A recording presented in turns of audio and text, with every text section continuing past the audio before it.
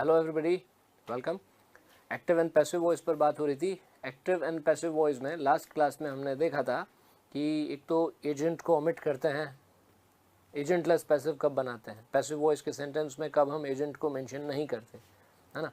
Double object वाला sentence हो, indirect object और डायरेक्ट ऑब्जेक्ट अगर दोनों हो सेंटेंस में, तो उसको कैसे पैसिवाइज करते हैं। और एक हमने वो ऑब्जेक्ट कॉम्प्लीमेंट वाला एग्जाम्पल भी देखा था। ऑब्जेक्ट के बाद अगर कॉम्प्लीमेंट आता है तो उसका पैसिव वॉइस बनाने में कोई रोल नहीं होता, उसको पैसिव वॉइस के सेंटेंस में हम वापस लिख देते हैं। तो आज हम सेंटेंस का टाइप चेंज करके देखेंगे। आज हम देखेंगे सबसे पहले कि इंट्रोगेटिव सेंटेंस जो होता है, क्वेश्चन, उसको किस तरह से पैसिवाइज करते हैं। ठीक है, तो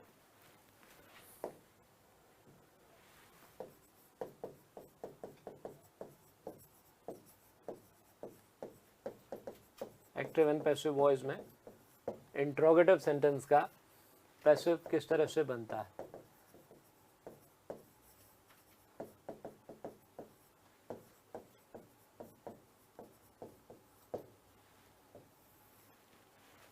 लास्ट क्लास में मैंने बताया था आपको कि जब आप सेंटेंस को पैसिव वॉइस में चेंज करते हो तो बेसिकली एक ट्रांसफॉर्मेशन होता है जिसमें सेंटेंस का मीनिंग चेंज नहीं होता, है ना, और साथ साथ में सेंटेंस का टाइप भी चेंज नहीं होता। अगर एक्टिव वॉइस का सेंटेंस अफर्मेटिव सेंटेंस है तो पैसिव वॉइस का सेंटेंस भी अफर्मेटिव सेंटेंस होता है। अगर नेगेटिव सेंटेंस है तो नेगेटिव सेंटेंस, और अगर इंट्रोगेटिव सेंटेंस है तो हम सेंटेंस का टाइप चेंज नहीं करेंगे। दैट मीन्स एक्टिव वॉइस का सेंटेंस अगर एक इंट्रोगेटिव सेंटेंस है तो पैसिव वॉइस का सेंटेंस भी इंट्रोगेटिव सेंटेंस ही होगा। ठीक है, let us take a few examples लेते हैं।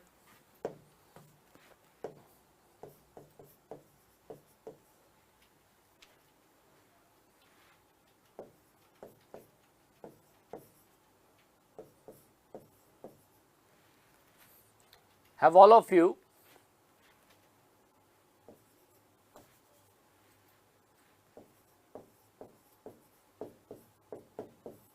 seen it? Present perfect tense का इंट्रोगेटिव सेंटेंस है, have all of you seen it? क्या आप सब लोगों ने इसे देखा है?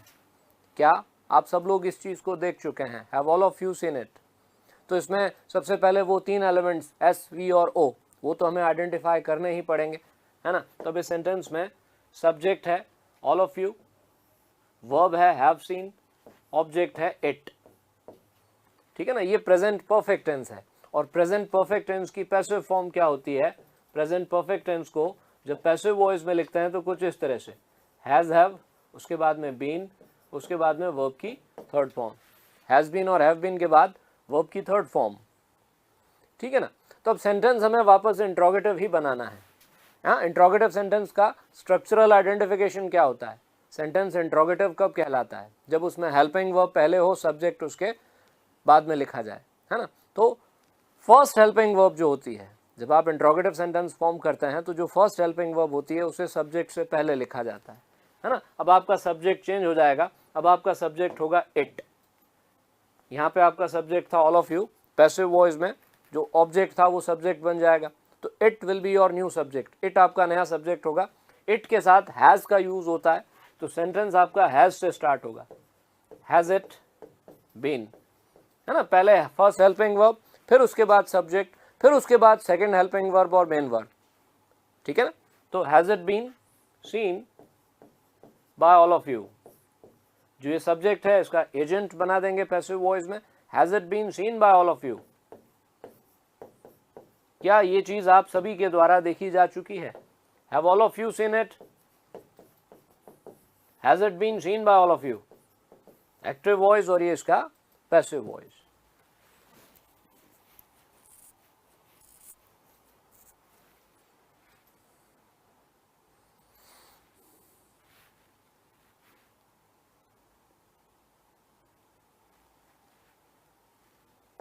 इसी तरह से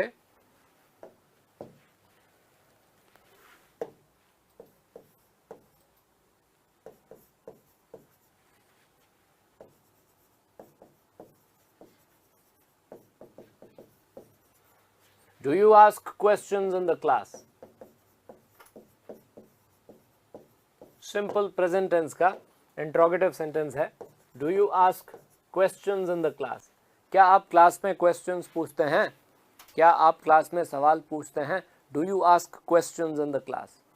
ठीक है, अब इसमें सब्जेक्ट है यू, इसमें वर्ब है आस्क, इसमें ऑब्जेक्ट है questions, do you ask questions, और इन द क्लास ये वाला जो फ्रेज है ये तो एडवर्बियल है। ठीक है, अब सिंपल प्रेजेंट टेंस को जब आप पैसिव वॉइस में चेंज करोगे तो पैसिव फॉर्म क्या होती है? इज एम आर के साथ वर्ब की थर्ड फॉर्म, पास्ट पार्टिसिपल का यूज करते हैं इज एम आर के साथ, है ना। तो आपका सेंटेंस, इंट्रोगेटिव सेंटेंस जो है वो फिर वर्ब से, हेल्पिंग वर्ब से स्टार्ट होगा। आपका नया सब्जेक्ट है क्वेश्चंस, इस सेंटेंस में आपका सब्जेक्ट था यू, पैसिव वॉइस में जब इसको चेंज करोगे तो सब्जेक्ट हो जाएगा क्वेश्चंस। क्वेश्चंस एक प्लूरल नाउन है, इसलिए इसके साथ आर का यूज करेंगे। आर क्वेश्चंस, पहले हेल्पिंग वर्ब फिर उसके बाद subject. Are questions asked by you in the class? क्या क्लास में आपके द्वारा क्वेश्चंस पूछे जाते हैं? Are questions asked by you in the class? ये हो गया इसका पैसिव वॉइस।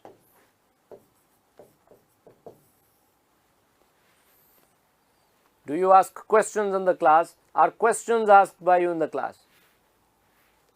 है ना। तो इसमें देखो बी के साथ थर्ड फॉर्म, आर एक बी की वर्ब है और उसके बाद में third form, are questions asked by you in the class.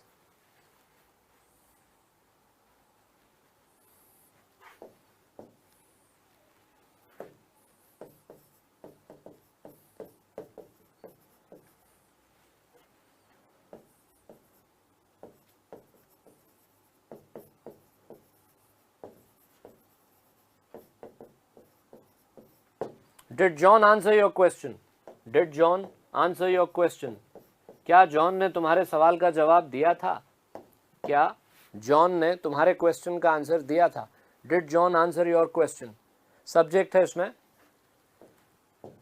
John, verb है इसमें आंसर, और ऑब्जेक्ट है your question. Simple past tense passive form क्या होती है सिंपल पास्ट टेंस की? वॉज या वर के साथ वर्ब की थर्ड फॉर्म, है ना। तब आपका नया जो सब्जेक्ट है वो होगा योर क्वेश्चन। योर क्वेश्चन, ये जो फ्रेज है ये बन जाएगा सब्जेक्ट। अब ये सिंगुलर है क्वेश्चन, तो इसके साथ वॉज का यूज करेंगे। वॉज योर क्वेश्चन, क्वेश्चंस नहीं है, क्वेश्चन है, सिंगुलर है ना। Was your question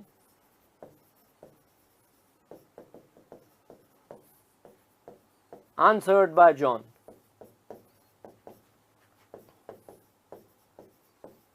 Was your question answered by John?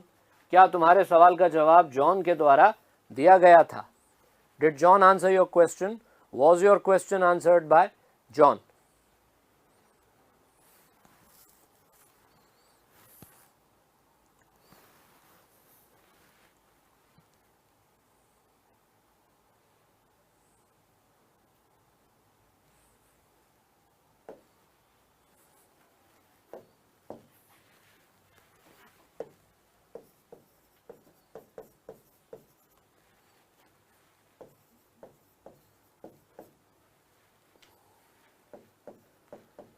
Can you read it? Can you read it? क्या आप इसे पढ़ सकते हो? Can you read it? इसमें modal verb का यूज हुआ है और हम जानते हैं ये बात कि modals जो हैं they are helping verbs. modals को सेंटेंस में helping verbs की तरह यूज किया जाता है। तो can can जो है ना ये एक helping verb है ना। और सेंटेंस में जब modal का यूज होता है तो उसको पैसिव फॉर्म में कैसे लिखते हैं?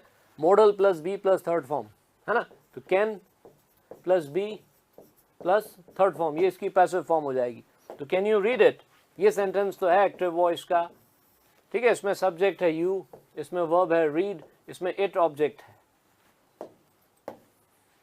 ठीक है। सेंटेंस हमारा इंट्रोगेटिव सेंटेंस है तो ये हेल्पिंग वर्ब से स्टार्ट होगा, कैन से। हेल्पिंग वर्ब के बाद में सब्जेक्ट को लिखेंगे। अब हमारा नया सब्जेक्ट कौन सा होगा? इट। यहाँ पे सब्जेक्ट था यू, पैसिव वॉइस के सेंटेंस में सब्जेक्ट हो जाएगा इट, कैन इट। इसके बाद में एक सेकेंड हेल्पिंग वर्ब और भी है B, modal plus B plus third form. तो पहले मॉडल को लिखेंगे, फिर उसके बाद सब्जेक्ट, फिर उसके बाद में बी, और उसके बाद में फिर मेन वर्ब की थर्ड फॉर्म। तो can it be read, read की third form read, can it be read by you. Passive voice का सेंटेंस क्या होगा? Can it be read by you, क्या ये चीज तुम्हारे द्वारा पढ़ी जा सकती है? Can you read it, Can it be read by you?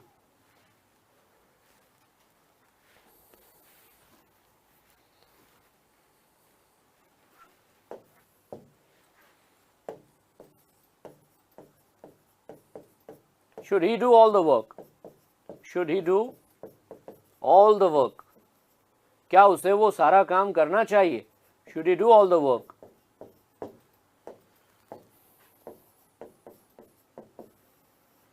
इसमें सब्जेक्ट है ही, इसमें वर्ब है डू, इसमें ऑब्जेक्ट है all the work. Should he do all the work? हाँ, should also is a modal. Should भी क्या है? मॉडल है. Modal plus B plus third form, तो शुड डू का हो जाएगा should be done. Should be done. तो सेंटेंस होगा should all the work be done by him. Should all the work be done by him. क्या सारा काम उसके द्वारा किया जाना चाहिए? Should all the work be done by him. Should he do all the work? Should all the work be done by him. तो इस तरह से हमने सेंटेंस का टाइप चेंज नहीं किया और इंट्रोगेटिव सेंटेंस को पैसिवाइज कर दिया.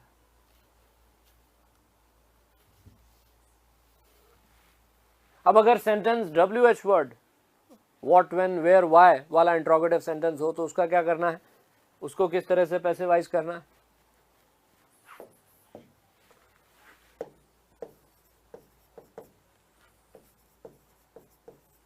ये sentence, why have you written it on the board?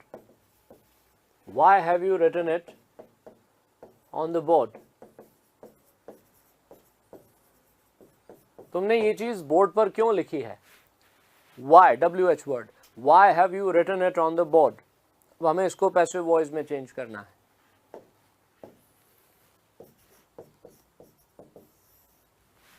Subject है इसमें you, वर्ब है इसमें have written, ऑब्जेक्ट है it, और ये जो फ्रेज है on the board ये एक एडवर्बियल है.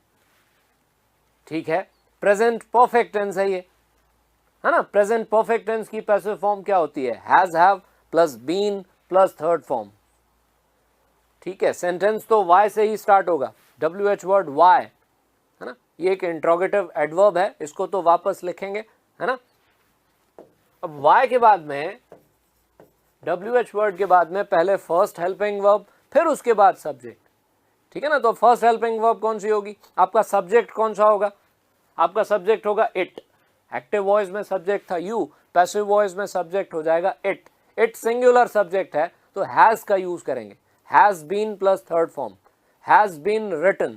Why has it been written by you on the board? By you on the board. Why has it been written by you on the board? ये चीज तुम्हारे द्वारा बोर्ड पर क्यों लिखी गई है? अब इसमें इस तरह के सेंटेंसेस में जरा सा ध्यान रखने की जरूरत होती है क्योंकि कभी कभी गलती हो जाती है हमसे. अब ये सेंटेंस अगर हम पैसिव वॉइस का सेंटेंस इस तरह से लिखते हैं, suppose why it has been written, why it has been written by you on the board, तो ये गलत हो जाता. फिर ये गलत क्यों हो जाता? क्योंकि ये इंट्रोगेटिव सेंटेंस है ही नहीं, है ना. हमने इंट्रोगेटिव सेंटेंस का पैसिव वॉइस बनाना था. ये एक इंट्रोगेटिव सेंटेंस है. इंट्रोगेटिव सेंटेंस का जो पैसिव वॉइस होता है वो भी इंट्रोगेटिव सेंटेंस ही होता है. टाइप चेंज नहीं करते सेंटेंस का, है ना. तो क्या ये एक इंट्रोगेटिव सेंटेंस है? बिल्कुल नहीं है. इंट्रोगेटिव सेंटेंस का उसकी जो स्ट्रक्चरल आइडेंटिफिकेशन है वो क्या है? उसमें हेल्पिंग वर्ब पहले हो, सब्जेक्ट उसके बाद में हो, है ना. तो इसमें तो पहले आपने सब्जेक्ट लिखा है, फिर बाद में हेल्पिंग वर्ब को लिखा है. हाँ, तो दिस इज इनकरेक्ट. ये गलत है. ये इंट्रोगेटिव सेंटेंस नहीं है. तो कभी कभी जल्दबाजी में इस तरह की गलती हो जाया करती है, तो इसका ध्यान रखिएगा. स्पेशली ये जो WH वर्ड वाले जो इंट्रोगेटिव सेंटेंसेस हैं, ऐसे जो क्वेश्चंस हैं इनमें, ठीक है. इन दोनों सेंटेंसेस में ये वाला जो सेंटेंस है ये इसका पैसिव वॉइस है, ये नहीं. ये गलत है. This is wrong.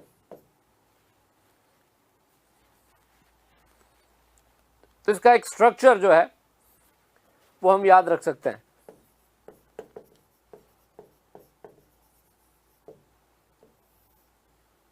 Passive voice में इंट्रोगेटिव सेंटेंस जो होता है उसमें वर्ब पैसिव वॉइस में अगर होती है तो उसको किस तरह से लिखते हैं? सबसे पहले WH word, when, where, why, जो भी WH वर्ड है वो, उसके बाद में first helping verb HV1. HV1 means first helping verb. अगर दो हेल्पिंग वर्ब्स हैं, जैसे प्रेजेंट परफेक्ट टेंस का पैसिव फॉर्म क्या है? प्रेजेंट परफेक्ट टेंस की पैसिव फॉर्म है has, have, been, third form. तो हैज और हैव को कहेंगे फर्स्ट हेल्पिंग वर्ब, बीन को कहेंगे सेकंड हेल्पिंग वर्ब, और बाद में जो मेन वर्ब है वो अपनी जगह पर. तो WH वर्ड के बाद first helping verb, first helping verb के बाद में सब्जेक्ट, ठीक है, सब्जेक्ट के बाद में सेकंड हेल्पिंग वर्ब अगर है तो, और उसके बाद में मेन वर्ब की थर्ड फॉर्म, और फिर उसके बाद में एजेंट, बाय एजेंट.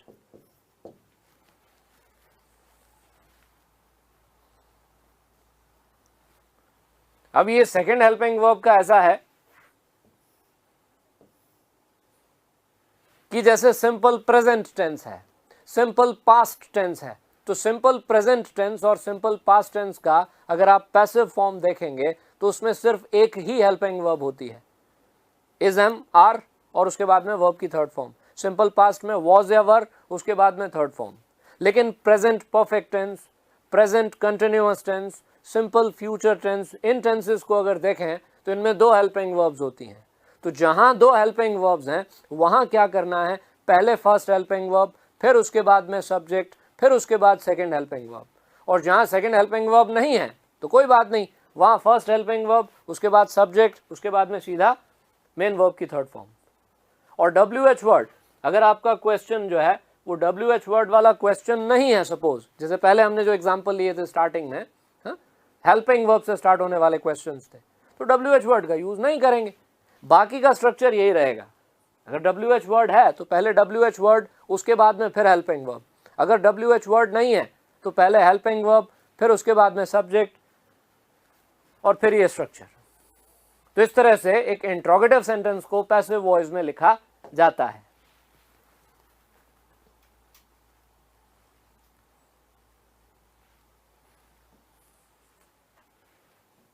ये sentence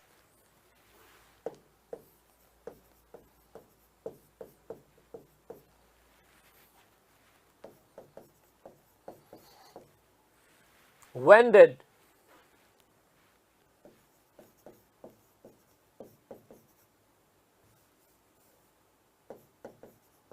they open the shop?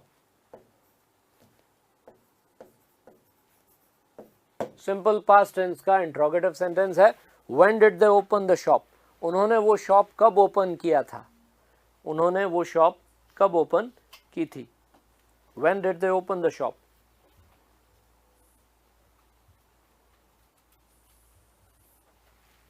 Simple past tense है, सब्जेक्ट है इसमें they, वर्ब है ओपन, ऑब्जेक्ट है द शॉप, सेंटेंस आपका एक्टिव वॉइस का है. ठीक है ना. सिंपल पास्ट टेंस में पैसिव फॉर्म क्या होता है? वॉज और वर के बाद वर्ब की थर्ड फॉर्म, है ना. तो when से स्टार्ट होगा सेंटेंस, तो when, इसके बाद में was, इसके बाद में जो ऑब्जेक्ट था ये सब्जेक्ट बन जाएगा. when was the shop opened? now there is no need to write by them. by them लिखने की जरूरत नहीं. when was the shop opened? वो शॉप कब ओपन की गई थी? उस शॉप को कब ओपन किया गया था? by them और by us को हम जनरली ओमिट कर देते हैं. when did they open the shop? when was the shop opened? ये सेंटेंस एक्टिव वॉइस का, ये उसका पैसिव वॉइस.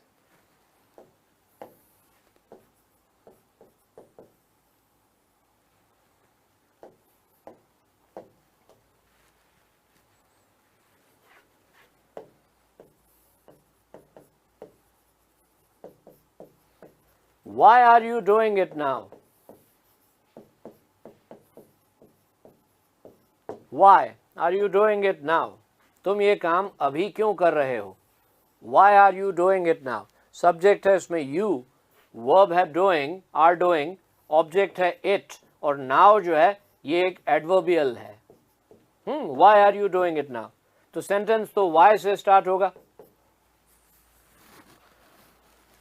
सेंटेंस तो वाई से स्टार्ट होगा, प्रेजेंट कंटिन्यूअस टेंस है तो पैसिव फॉर्म क्या होता है प्रेजेंट कंटिन्यूअस का, is am are, is am are के बाद में बीइंग और उसके बाद में वर्ब की थर्ड फॉर्म है ना। तो वाई, अब इट है सब्जेक्ट तो इट के साथ इसका यूज करेंगे, why is it being, why is it being done by you now,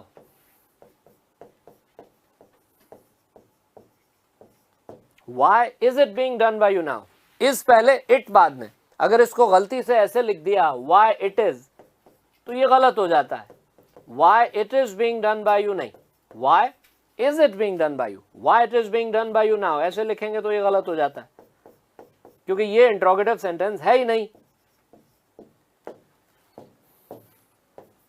ये इंट्रोगेटिव सेंटेंस है, ये सही है ये गलत है। तो ध्यान रखना इस बात का, सेंटेंस का टाइप चेंज ना हो, इंट्रोगेटिव सेंटेंस है एक्टिव वॉइस का तो पैसिव वॉइस का सेंटेंस भी इंट्रोगेटिव ही होना चाहिए।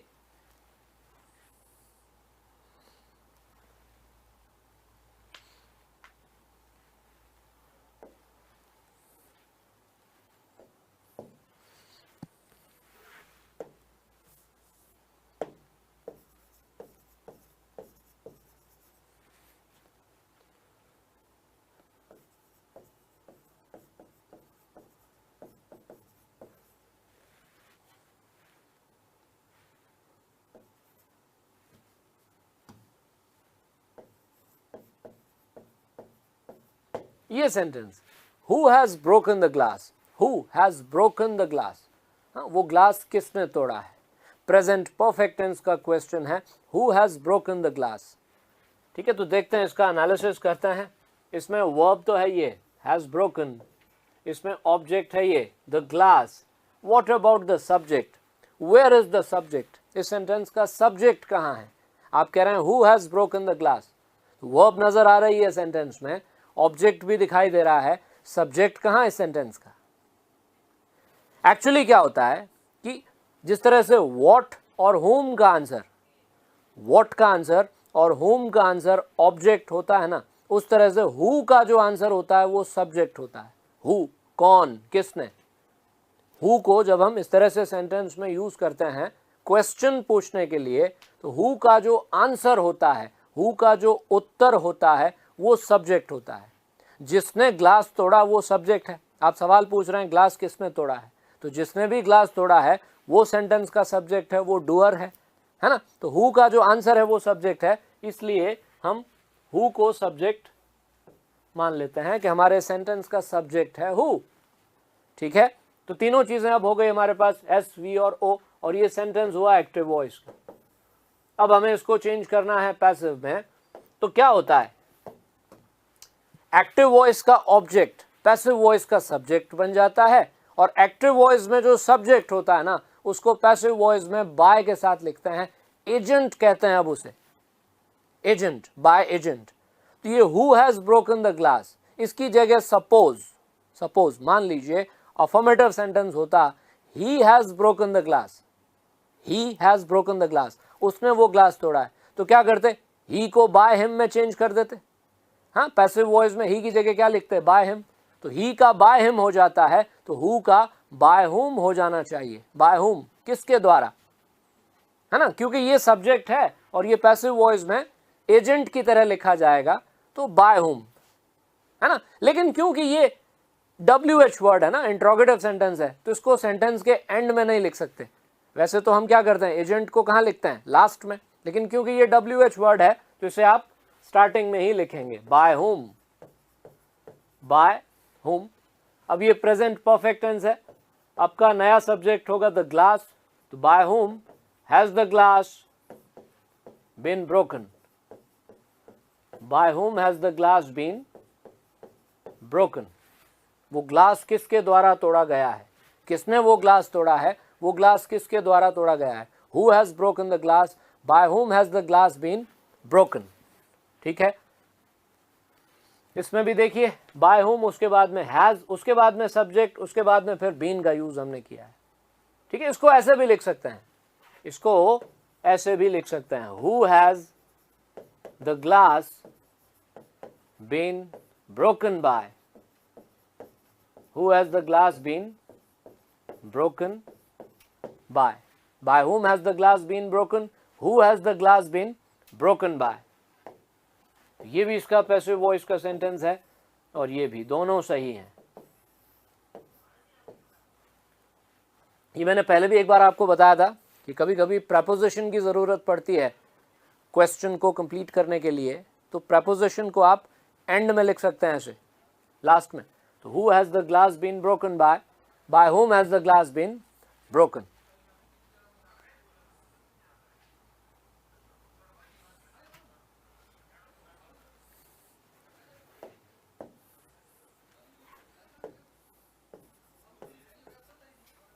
Who invented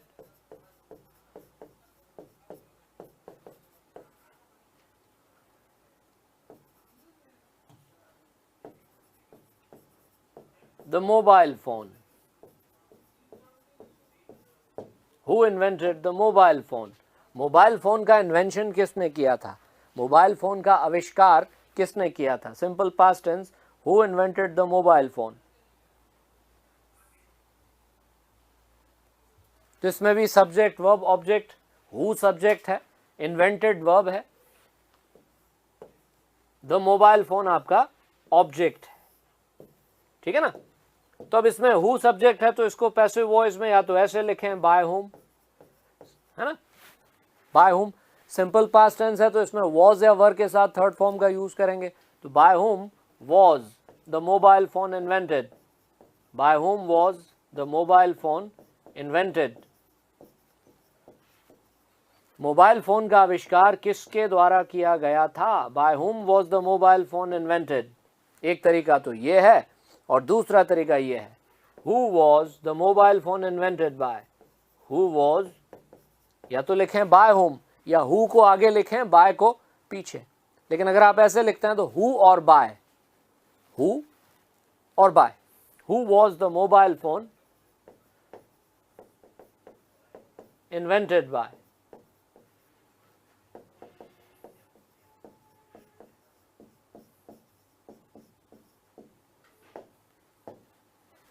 ये एक्टिव वॉइस का सेंटेंस था, ये पैसिव वॉइस है और ये भी, दोनों सही।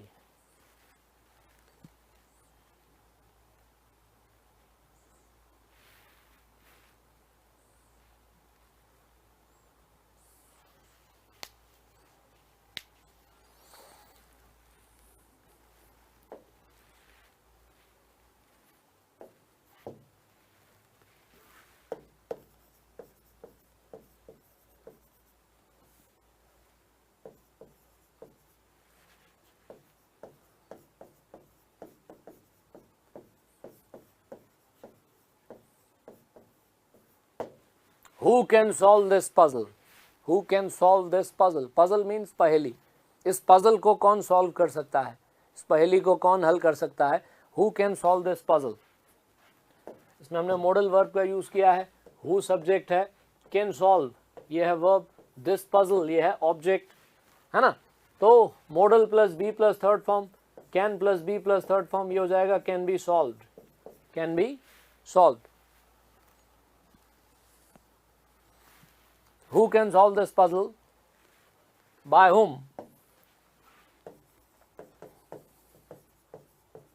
Can this puzzle be solved?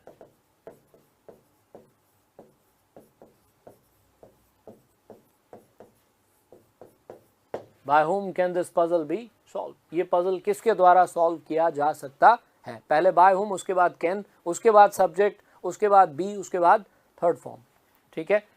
इसको ध्यान रखिएगा, ऐसे नहीं लिखेंगे by whom this puzzle can be solved, ये नहीं होगा।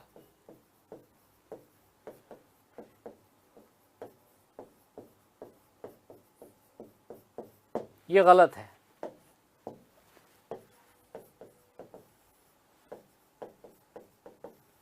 ये सेंटेंस सही है लेकिन ये सही नहीं है। हाँ, ऐसे लिख सकते हैं, Who can this puzzle be solved by? Who can this puzzle be solved by, ये हो सकता है,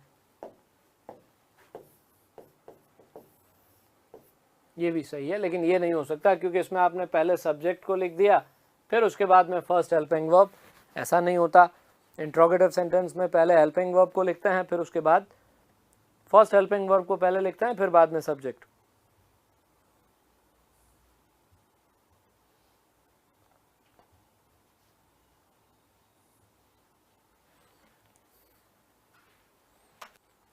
तो ये हमने देखा कि किस तरह से हम क्वेश्चन को पैसिवाइज कर सकते हैं, इंट्रोगेटिव सेंटेंस को किस तरीके से पैसिवाइज कर सकते हैं। एक बार फिर सेंटेंस का टाइप चेंज करके देखेंगे। इंट्रोगेटिव सेंटेंस देखा हमने, अब हम बात करेंगे इंपेरेटिव सेंटेंस की। इंपेरेटिव सेंटेंस जो होते हैं उन्हें किस तरह से पैसिव में चेंज किया जाता है। इंपेरेटिव सेंटेंस क्या होता है? इंपेरेटिव सेंटेंस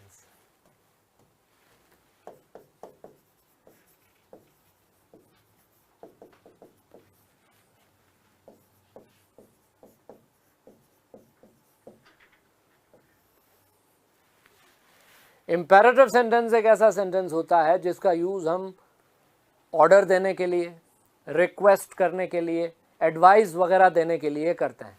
कोई ऐसा सेंटेंस जिसमें सामने वाले को या तो आपने ऑर्डर दिया होता है या उनसे रिक्वेस्ट की होती है या उन्हें कोई काम करने की सलाह, एडवाइस दी होती है, या कई बार यूं ही हम सामने वाले से कहते हैं ना कि भाई ऐसा करो, कोई भी काम करने को कहते हैं सामने वाले से, तो वो जो सेंटेंस होता है वो एक इंपेरेटिव सेंटेंस कहलाता है। ठीक है, तो इंपेरेटिव सेंटेंस को किस तरह से पैसिव में चेंज करना है, ये एक इंपेरेटिव सेंटेंस है।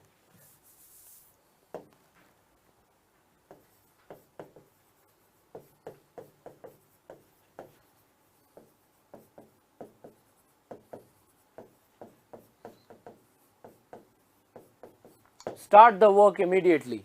Start the work immediately. तुरंत काम शुरू करो। Start the work immediately.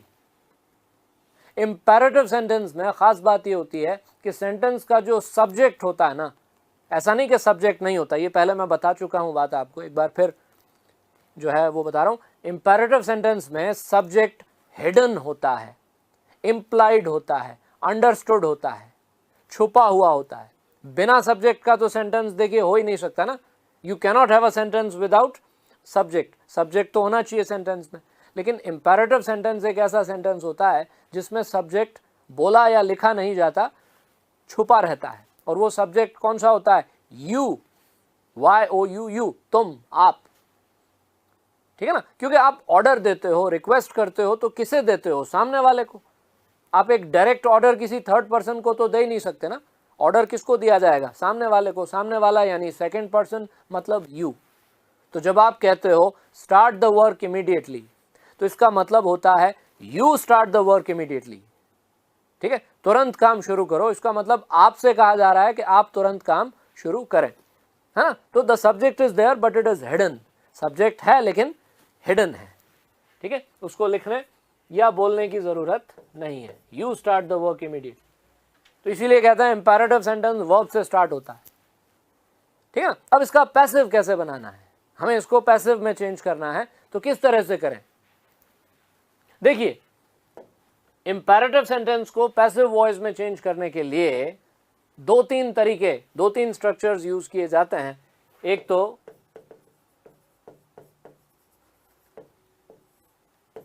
Late, LET, late का यूज करके आप पैसिव में चेंज कर सकते हो उसको। लेट, लेट के बाद ऑब्जेक्ट, ऑब्जेक्ट के बाद में बी, और फिर वर्ब की थर्ड फॉर्म।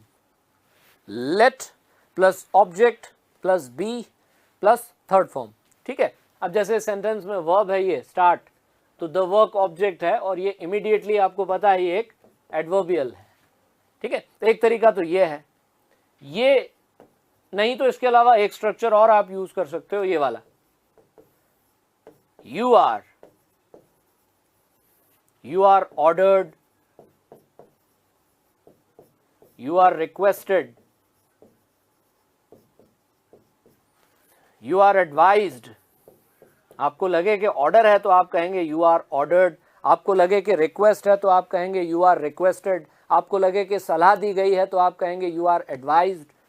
ठीक है, कभी कभी कोई ऐसी चीज होती है ना जिसको देखकर पढ़कर सुनकर लगता है कि ना तो ऑर्डर है, ना एडवाइस है, ना रिक्वेस्ट है, यूं ही हमने सामने वाले से कोई काम करने को कहा है ना। तो ऐसे केस में आप कह सकते हैं यू आर आस्क्ड,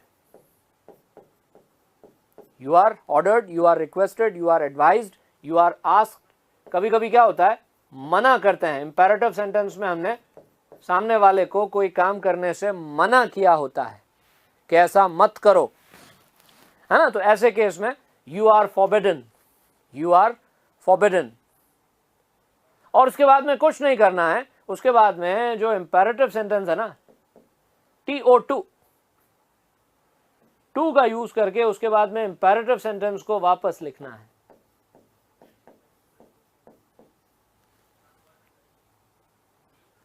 ठीक है, फॉरबिडन, आस्क्ड, एडवाइस, जो भी वर्ब आपने यूज की है उसके बाद में TO2, टू के बाद इंपेरेटिव सेंटेंस वापस लिखा जाए।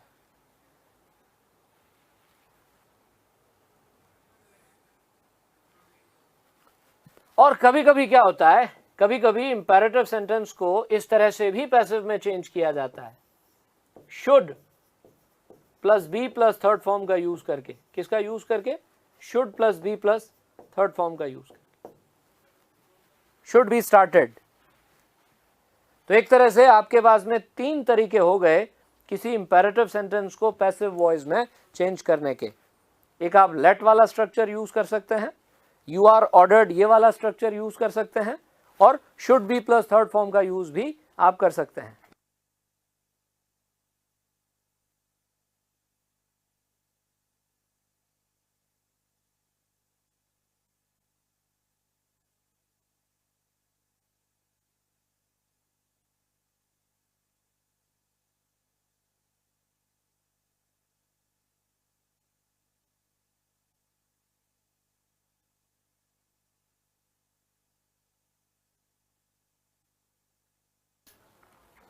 है ना। तो हमारा सेंटेंस है start the work immediately.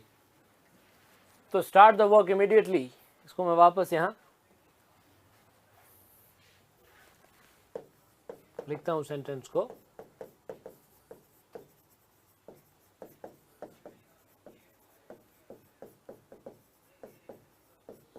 Start the work immediately. तो इसको अगर हम लेट वाले स्ट्रक्चर से चेंज करते हैं, तो लेट वाला स्ट्रक्चर क्या कहता है कि पहले लेट, उसके बाद ऑब्जेक्ट, फिर उसके बाद में बी, और उसके बाद में थर्ड फॉर्म, है ना। तो सेंटेंस क्या होगा? Late the work be started, late the work be started immediately.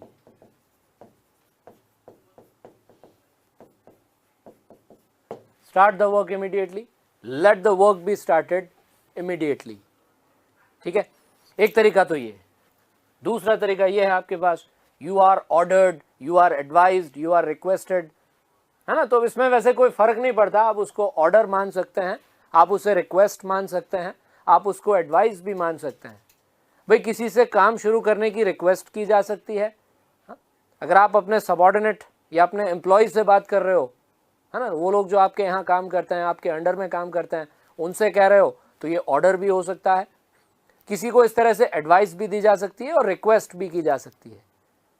तो अगर सेंटेंस में जैसे प्लीज लिखा होता, please start the work immediately, तब तो फिर उसको रिक्वेस्ट ही मानते हैं हम, क्योंकि प्लीज वर्ड हम तभी बोलते हैं जब हमें रिक्वेस्ट करनी हो, है ना। तो यहाँ ऐसा कुछ क्लियर नहीं हो रहा है, तो आप इसको ऑर्डर मान लीजिए, इसको एडवाइस मान लीजिए, कुछ भी, ठीक है।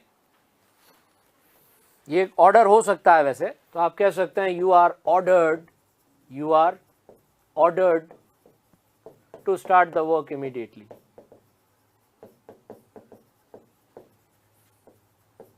आपको तुरंत काम स्टार्ट करने का ऑर्डर दिया जाता है। You are ordered to start the work immediately. तो एक तो ये हुआ let the work be started immediately, एक you are ordered to start the work immediately. ठीक है, एक तीसरा तरीका हमारे पास में और है, should plus B plus third form. ठीक है, तो should start, should be started. इसमें एक्टिव वॉइस के सेंटेंस में शुड का ही नहीं है, लेकिन पैसिव वॉइस में आप शुड का यूज कर सकते हो। इंपेरेटिव सेंटेंस को पैसिव में चेंज करने के लिए शुड का यूज कर सकते हैं। कह सकते हैं the work should be started immediately, the work should be started immediately.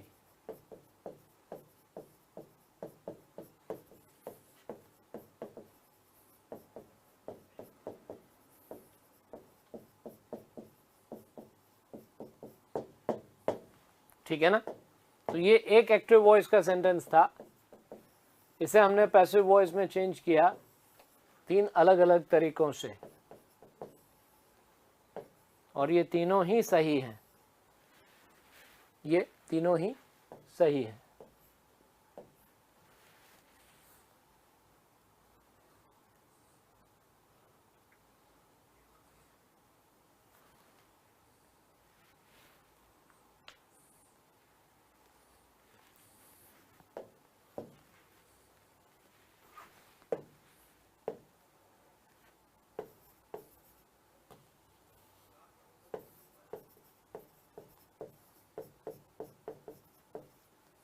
ये सेंटेंस,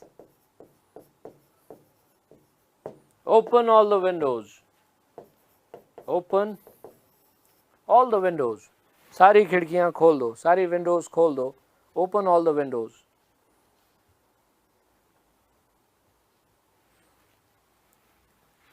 इंपेरेटिव सेंटेंस है, ऑर्डर है, ये ऑर्डर हो सकता है, एडवाइस हो सकती है। Open all the Windows, subject है ओपन, वर्ब है ऑल द विंडोज। अब इसको अगर लेट वाले स्ट्रक्चर से चेंज करेंगे, है ना, तो let plus object plus B plus third form. Object कौन सा है? All the windows. ठीक है, सेंटेंस स्टार्ट होगा लेट से, let all the windows, let all the windows be opened. क्योंकि सब्जेक्ट तो हमने एक्टिव वॉइस के सेंटेंस में भी नहीं लिखा था, तो पैसिव में भी हम एजेंट को मेंशन नहीं करेंगे। Open all the windows, passive voice का सेंटेंस होगा let all the windows be opened, let all the windows be opened.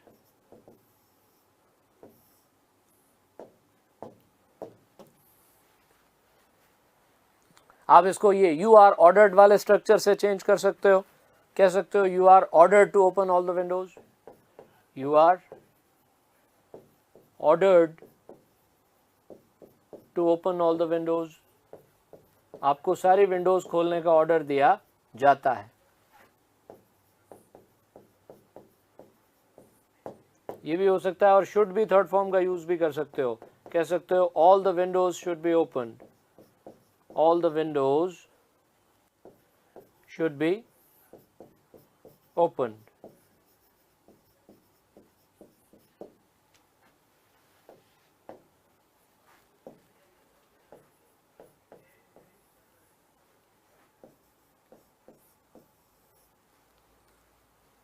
अब अगर एग्जाम में क्वेश्चन आता है तो तीनों लिख के नहीं आने हैं, कोई एक लिख कर आना है।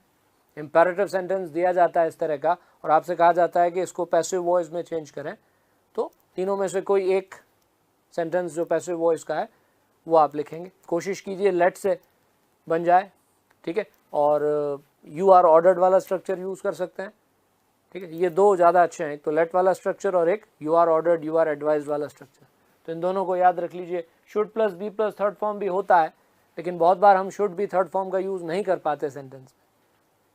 तो आप कोशिश करें कि ये लेट वाले स्ट्रक्चर से सेंटेंस को चेंज करें पैसिव में, नहीं तो आप you are ordered, you are advised, you are asked, you are requested, इसका यूज़ कर सकते हैं।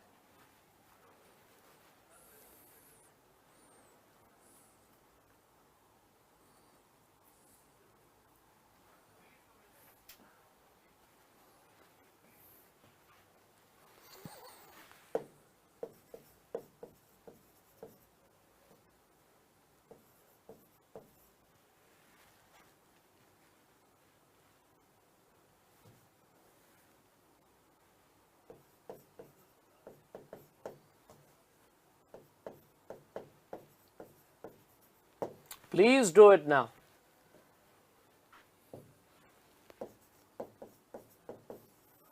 इंपेरेटिव सेंटेंस है, लेकिन ये रिक्वेस्ट है।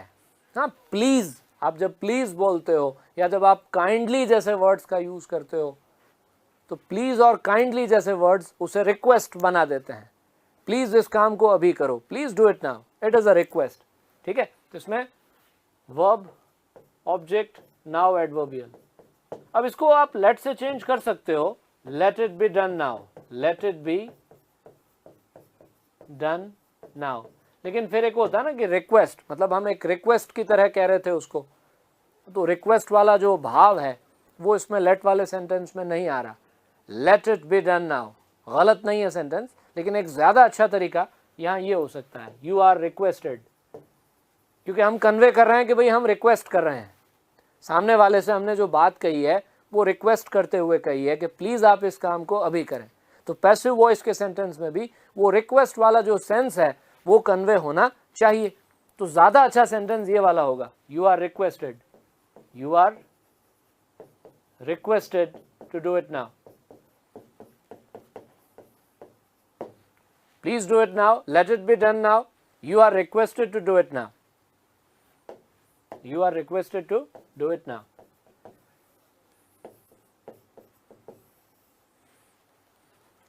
तो ये एक ज्यादा अच्छा आंसर होगा इसका। अगर प्लीज जैसे वर्ड का यूज इंपैरेटिव सेंटेंस में हुआ हो तो वो रिक्वेस्ट वाला सेंस लाने के लिए आप यू आर रिक्वेस्टेड का यूज करेंगे तो एक ज्यादा अच्छा आंसर होगा वो। ठीक है,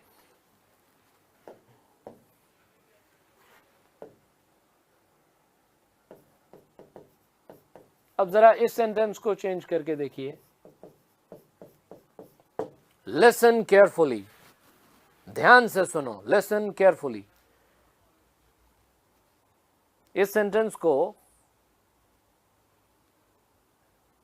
कैसे चेंज करेंगे पैसिव वॉइस में, लिसन केयरफुली।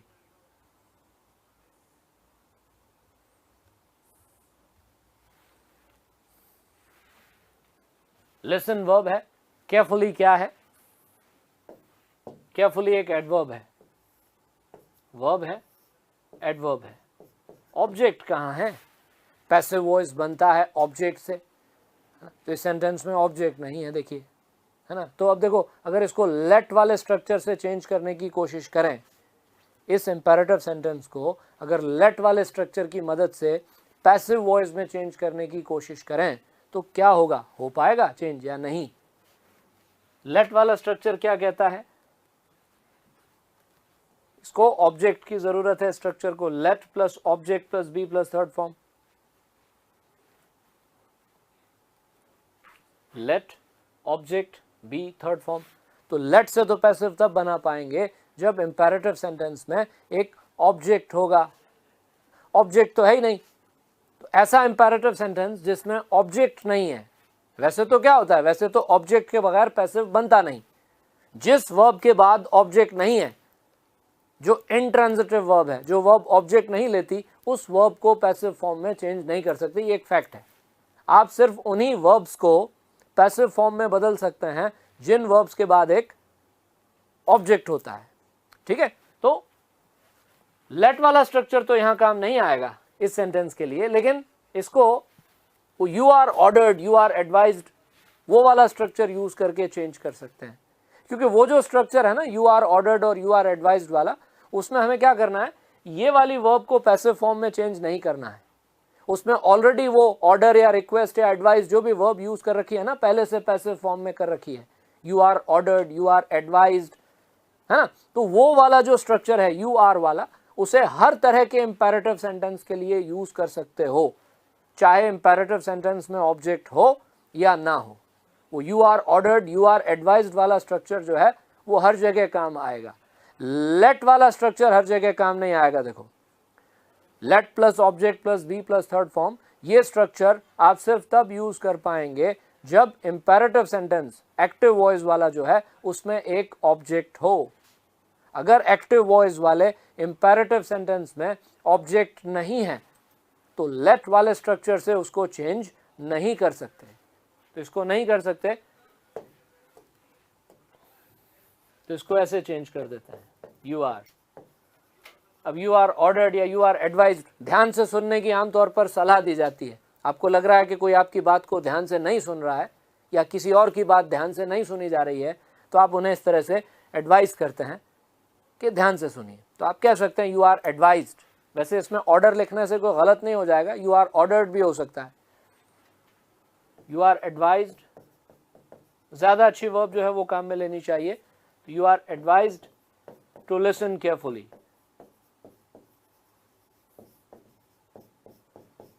ये हो गया sentence change, you are advised to listen carefully, आपको ध्यान से सुनने की सलाह दी जाती है ना। तो अब ये वाले जो दो स्ट्रक्चर्स हैं, कौन से, एक ये लेट वाला स्ट्रक्चर और एक ये should plus B plus third form, first और थर्ड स्ट्रक्चर।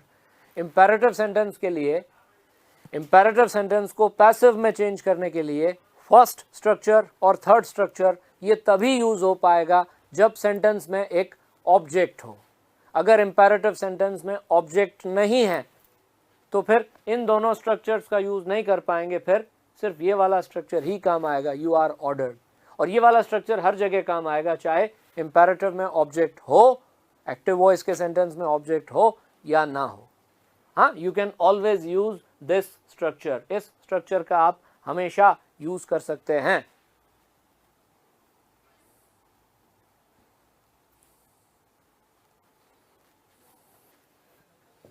ये एक्टिव वॉइस का सेंटेंस था और ये हो गया इसका पैसिव वॉइस।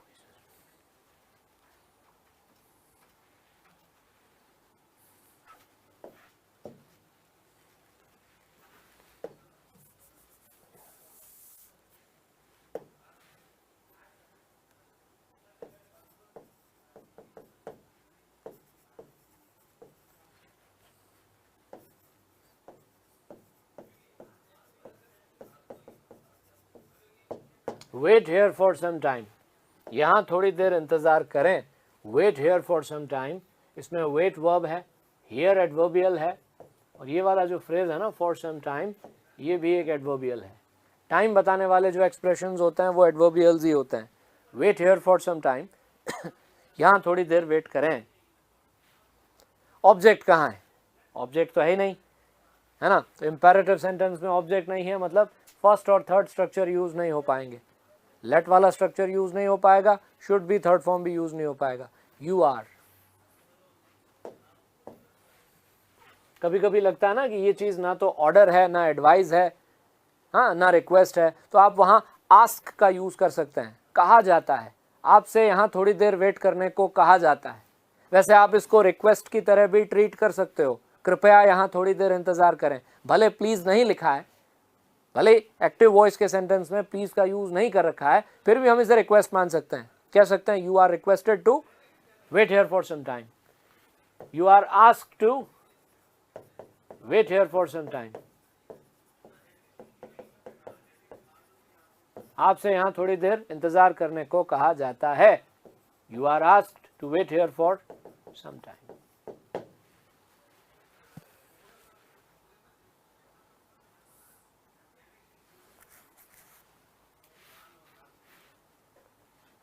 है ना। तो देखो, सारा गेम, सारा खेल ऑब्जेक्ट का है, एसवीओ। ऑब्जेक्ट नहीं है अगर किसी सेंटेंस में, तो हो सकता है कि उसे पैसिव वॉइस में कहने का कोई दूसरा तरीका हो, जैसे इंपेरेटिव सेंटेंस के केस में। वैसे तो ऑब्जेक्ट नहीं है तो पैसिव वॉइस नहीं बनता, लेकिन इंपेरेटिव सेंटेंस में अगर ऑब्जेक्ट नहीं है तो ये यू आर वाला स्ट्रक्चर यूज किया जा सकता है।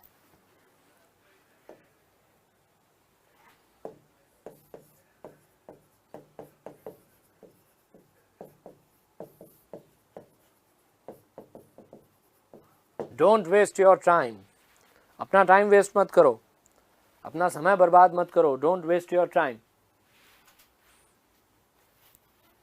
Don't waste your time. Verb है वेस्ट, अब ये नेगेटिव है। इंपेरेटिव सेंटेंस नेगेटिव भी होता है ना, कभी कभी सामने वाले को जब हम मना करते हैं तो वो negative imperative sentence don't say start होता है, डोंट वेस्ट योर टाइम। ठीक है, तो इसमें ऑब्जेक्ट है, देखो योर टाइम।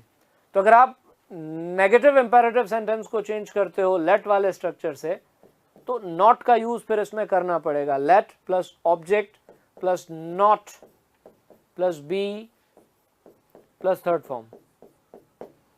लेट के बाद ऑब्जेक्ट, ऑब्जेक्ट के बाद नॉट, नॉट के बाद बी, फिर थर्ड फॉर्म, है ना। तो कर सकते हैं इसको लेट से। Let your time not be wasted, क्या होगा? Let your time not be wasted, not be wasted. Don't waste your time. Let your time not be wasted. Let your time not be wasted. और वैसे इसको change करते हैं इससे you are वाले structure से. हाँ, तो दिस साउंड्स लाइक एडवाइस. ये सुनने में एक एडवाइस के जैसा लगता है. अपना टाइम वेस्ट मत करो, ऐसा लग रहा है ना हम सामने वाले को समय बर्बाद ना करने की सलाह दे रहे हैं. तो you are advised, you are advised not to. बस इसमें नॉट का यूज करना पड़ेगा टू से पहले. You are advised not to waste your time.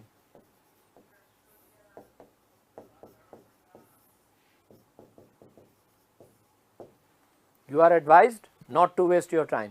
आपको अपना समय बर्बाद ना करने की सलाह दी जाती है.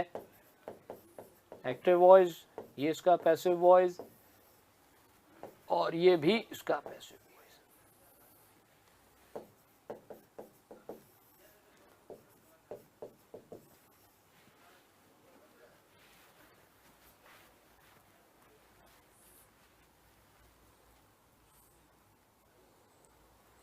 तो बस बात जो है वो थोड़ा सा ध्यान देने की है और प्रैक्टिस की है. एक तो ध्यान देते रहें सेंटेंस पे और थोड़ा उस तरह के सेंटेंसेस को चेंज करने की प्रैक्टिस भी हमारी हो तो कभी कोई प्रॉब्लम आती नहीं.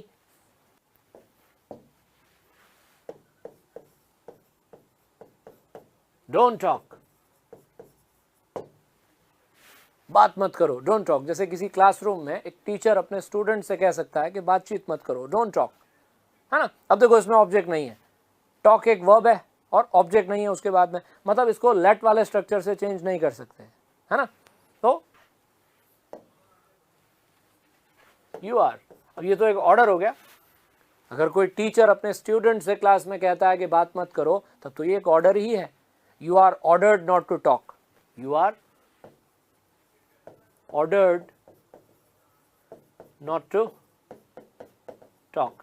तुम्हें बात ना करने का ऑर्डर दिया जाता है. You are ordered not to talk. ठीक है, तो ये सही है, अच्छा सेंटेंस है, कोई प्रॉब्लम नहीं इसमें. लेकिन हमने देखो इसमें ये एक और वर्ब ऑप्शन में रखी है, फॉरबिडन. कभी कभी अगर ऑर्डर इस तरह का हो, नेगेटिव ऑर्डर, जिसमें हम सामने वाले को मना करते हो, ऑर्डर देकर कोई काम करने से मना करते हो, है ना, तो उसके लिए फिर फॉरबिड का यूज किया जाता है. फॉरबिड का यूज हर जगह नहीं करते. फॉरबिड का यूज वहीं करते हैं जहां आपने एक नेगेटिव ऑर्डर दिया है, मतलब कोई काम करने से मना किया है. ऑर्डर होना चाहिए, रिक्वेस्ट नहीं. प्लीज के साथ अगर नॉट आ रहा है तो उसके लिए फॉरबिड का यूज नहीं करेंगे, क्योंकि वो तो एक रिक्वेस्ट है ना. अब क्योंकि ये सेंटेंस ऐसा है कि सुनने वाले और पढ़ने वाले को लगेगा कि भाई हाँ ये तो एक ऑर्डर है, तो आप कह सकते हैं you are forbidden to talk. You are forbidden to talk. आपको बात करने से मना किया जाता है. अब ध्यान रहे इस बात का कि अगर आप forbidden का यूज कर रहे हैं तो उसके साथ not का यूज ना हो. ऑर्डर के साथ तो not का यूज करेंगे चलेगा, लेकिन forbidden का मतलब ही मना करना होता है. जब आप किसी को forbid करते हैं तो आप उन्हें मना करते हैं. तो forbid के साथ not का यूज नहीं होना चाहिए. You are forbidden not to talk नहीं होना चाहिए. You are forbidden to talk. ठीक है, तो ये दोनों ही सही हैं. ये एक्टिव वॉइस, ये इसका पैसिव वॉइस और ये भी इसका पैसिव वॉइस, दोनों ही ठीक है ये. तो आज की इस क्लास में हमने देखा कि किस तरह से इंपेरेटिव सेंटेंसेस को हम पैसिवाइज करते हैं. इंपेरेटिव सेंटेंसेस में थोड़े से और एग्जांपल्स भी हैं, थोड़े और टाइप के, अलग टाइप के सेंटेंसेस. ठीक है, उनके बारे में बात करेंगे. और फिर हम कुछ और अनयूजुअल से एग्जांपल्स हैं, कुछ और तरह के सेंटेंसेस हैं जिन्हें पैसिव में चेंज करने के लिए एक अलग तरीका जो है वो यूज़ किया जाता है. तो वो हम बात करेंगे नेक्स्ट क्लास में. तो नेक्स्ट क्लास में हमारा ये जो डिस्कशन है ये जारी रहेगा. Thank you.